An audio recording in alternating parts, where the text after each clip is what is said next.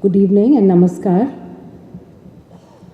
His Excellency, the Governor of Telangana, Sri Narasimhan, Sri K.T. Ramarao, the Minister with so many portfolios that it makes your head spin. But I think given the level of energy, enthusiasm and sheer, optimism, it's very, very infectious, and I think nobody can be untouched by the energy that, surrounds him. And certainly after this morning's visit to the Genome Valley, I was extremely impressed with this government's commitment, not only to support and promote research and development, but create a rich environment that I can see in the future, this center really emerging as a hub for new ideas and scientific breakthroughs. And perhaps the first Nobel laureate would come from here in science, because we actually need to create that kind of environment for our young people who can aspire to doing R&D in world-class environment with global partnerships, with partnerships within the country, within the different ministries, basically breaking up the silos in order to address some of the pressing health problems of our country. I head the Department of Health Research, and our main priority is to try and find solutions for some of the pressing health problems today. And while on the one hand, we still have a huge burden of undernutrition and malnutrition in many parts, Telangana has done well, but we have to remember that we still have about 28% of children under 5 years who are stunted and undernourished. And if stunting affects not only physical growth, but cognitive development as well.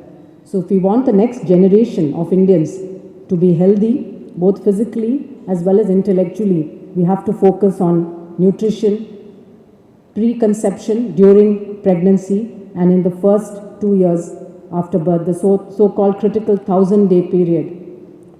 And I hope that we can partner with the government of Telangana, our National Institute of Nutrition here, which is going to turn 100 years old next year. So it's the start of our centenary year.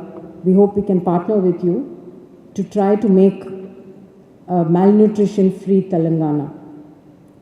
I was also very excited to see the launch of the TB-free Telangana project today, which aims at creating mass awareness and advocacy around TB. But the problems of TB are also closely linked to malnutrition and to poverty.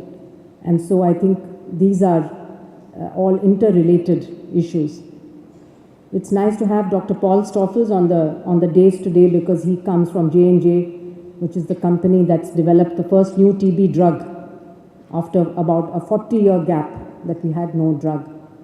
Similarly, when we look around us, we see that we have not really been successful in developing new drugs, innovator molecules for our own diseases, what we call the neglected diseases, whether it's tuberculosis or leprosy or malaria or Kala-Azar or filariasis. We still have a problem with these diseases. But at the same time, we have a growing epidemic of diabetes and hypertension and cardiovascular diseases. So India is really facing a dual burden of disease. And we have to walk a very tight line. And there are many things that a policy change could make a difference between a healthy and an unhealthy population. And one of these examples I was just discussing with Sri Acharya is introduction of millets, high protein foods in the PDS.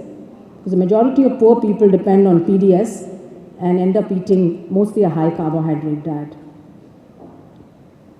I am also very, very impressed at the new initiative of the Research and Innovation Council, a circle that's been initiated, and I think there are several people here in the audience who are either founders of that or going to participate in that. Now, this is the kind of interaction between our centers here, institutes of excellence, both academic universities, the scientific organizations of the ICMR, the Department of Biotechnology and CSIR, as well as the biotech and pharma companies that we have in this region, together could really foster, if they can share facilities, share ideas, and quickly move ideas through the translational pipeline, I think we can see progress not only in drug development, but also in diagnostics, which is also a very important area, and and in medical devices. So in all these three areas, I think the kind of environment that's being created here would be very conducive.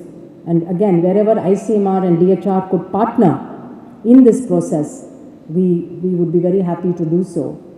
In countries that have been successful in discovery and development, we find that there's a fair amount of investment done by the government in the initial R&D.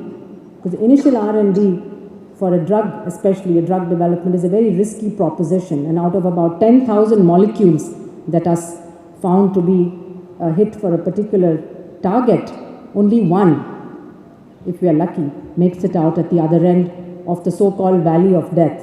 And this is why most private industry stays away from investing heavily into drug development. And this is where we can step in with partnership with government organizations, academia, and with some assured funding from both the central government and the state government.